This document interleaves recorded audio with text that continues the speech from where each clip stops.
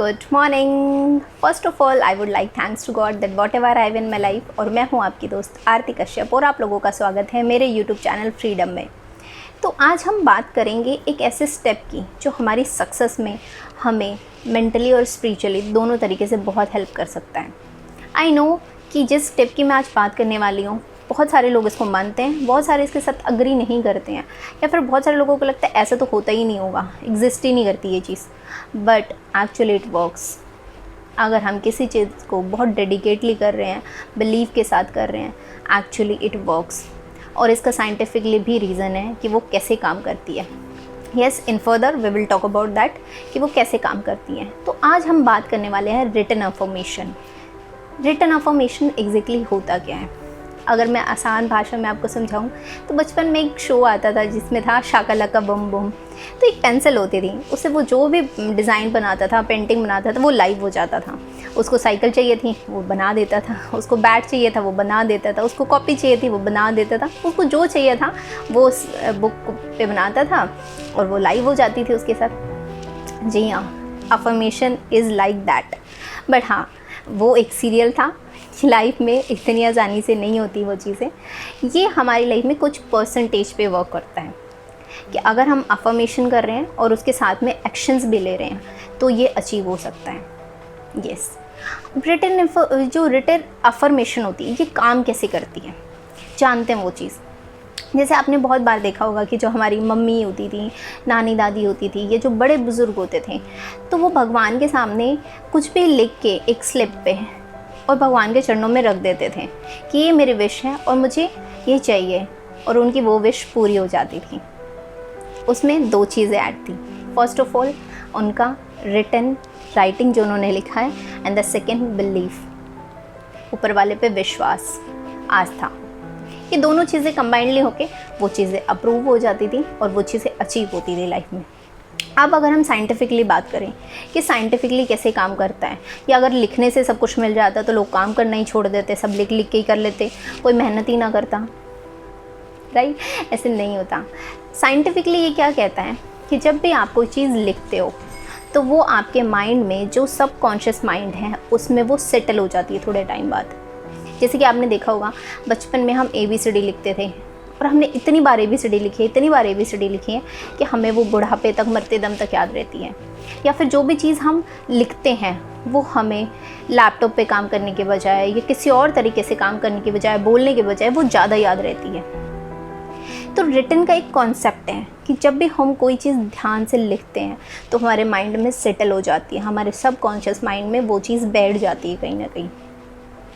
ये written affirmation भी ऐसे ही काम करता है। अब आप बोलोगे रिटन अफर्मेशन कैसे काम करता है?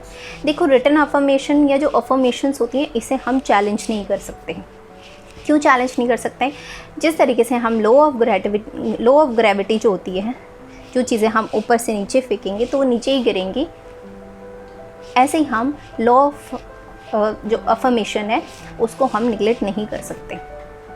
वो भी वैसे ही काम करती हैं। और अगर किसी को बिलीव नहीं होता है तो वो छत पर जाए और एग्जाम्पल के तौर पे कोई भी चीज़ नीचे फेंक के देखें। अगर वो आसमान में उड़ती है तो लॉ ऑफ अट्रैक्शन या law of gravity, law of affirmation काम नहीं करता है। और अगर वो नीचे गिरती है तो it means law of gravity काम करती है, तो लॉ ऑफ अफर्मेशन भी काम करता है। It's a law of nature. तो अफर्मेशन भी ऐसे ही काम करता है। तो हमें जो अपनी लाइफ में चाहिए उसके लिए हमें अफर्मेशंस करनी चाहिए, हमें रिटन अफर्मेशंस करनी चाहिए। वो क्या अफर्मेशंस हो सकती हैं? जैसे मैं सेल्फ टॉक के बारे में बात करती हूँ, वो भी एक रिटन अफर्मेशन हो सकती है। जैसे कि I am strong, I am wealthy, I am wise, I am confident, I am beautiful, I am this, I am that. जो भी आप बनना चाहते हो, जो भी आप फील करना चाहते हो, जो भी अपने आप को बनाना चाहते हो, आप वो सब चीज़ें एज ए रिटन अफर्मेशन लिख सकते हो। And actually it works. अब आप ये बोलोगे कि अफर्मेशन में वो कैसे होगा, हमें कैसे लिखना चाहिए अफर्मेशन? तो इसका भी एक पैटर्न होता है। अफर्मेशन के लिए हमें 5 स्टेप्स को फॉलो करना चाहिए। 5 स्टेप्स कौन कौन से हैं? हमें इसे एक स्मार्ट वे में लिखना चाहिए। अब स्मार्ट वे कौन सा होता है? स्मार्ट के जो है बेसिकली हम डिवाइड करेंगे, जैसे S for specific, M for measurable, A for achievable, R for realistic और T फॉर टाइम बाउंड। इन 5 चीज़ों को ध्यान में रखते हुए हमें वो चीज़ें लिखनी चाहिए। एक एग्ज़ाम्पल, जब भी हम अफर्मेशन करें तो हमें कैसे स्टार्ट करना चाहिए। मेरे अकॉर्डिंग जैसे मैं स्टार्ट करती हूँ वो बताती हूँ आपको। Thanks to God, today is, जो भी मैं डेट लिखना चाहती हूँ, my birthday date, my anniversary date, new year, Diwali, जो भी आप डेट लिखना चाहते हो वो सब लिख सकते हो, कोई भी एक date. And today I am, जो भी आप लेना चाहते हो।